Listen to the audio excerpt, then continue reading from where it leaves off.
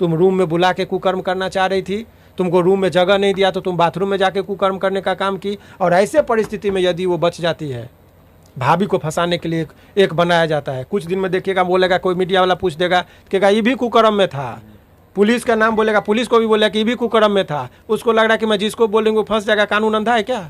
आपको बॉयफ्रेंड आप रखिए, ठीक है, आज़ादी है, लेकिन आपको लाइसेंस नहीं है कि आप अवैध रिश्ते को आप घर में बुला के अवैध काम कीजिए।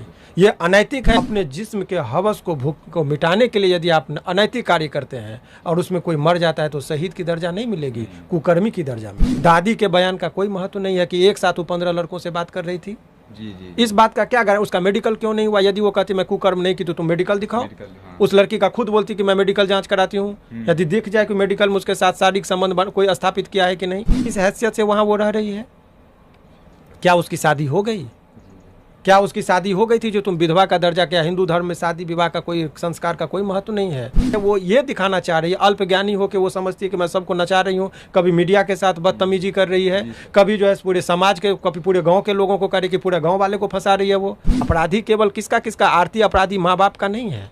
अपराधी माँ बाप के साथ साथ उस गांव का भी है, उस समाज का भी है, और छोटू का भी अपराधी है कि एक साथ वो 15 लड़कों से कैसे बात कर रही थी। मैं ये नहीं कह रहा हूँ, ये स्टेटमेंट उसकी दादी का उस बिंदु से भी जानेंगे कि आखिर कानूनी तरह से कैसे आखिर आरती फंसती हुई नजर आ रही है। पहले लग रहा था कि आरती के परिवार वाले दोषी हैं, लेकिन अब लग रहा है आरती के परिवार दोषी है, लोग बोल रहे थे, लेकिन अब लग रहा है कि आरती का परिवार दोषी शायद नहीं है। कानूनी राय क्या है सर से जानेंगे, सुरेंद्र भारती सर से। सबसे पहले सर आपका बहुत बहुत स्वागत है।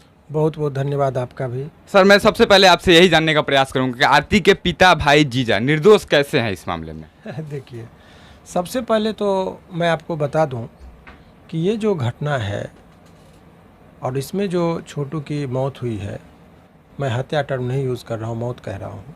तो छोटू की जो मौत हुई है तो उनके परिजन और इस घटना से मैं भी काफ़ी दुखी हूँ। किसी की मौत नहीं होनी चाहिए, और उस परिवार में खास करके जिनके बच्चे की मौत होती है, उन माँ बाप का ऐसे परिस्थिति में किसी की कोई गलती नहीं होती है, तो उनके प्रति भी हमारी गहरी संवेदना है।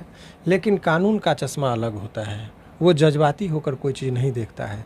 आप देखेंगे कि कानून की जो मूर्ति होती है उसके चेहरा पर जो है आँख पे पट्टी बंधा होता है, वो घटना स्थल को नहीं देखती है, वो साक्ष्य और तमाम तरह के सबूतों को तौलती है वो।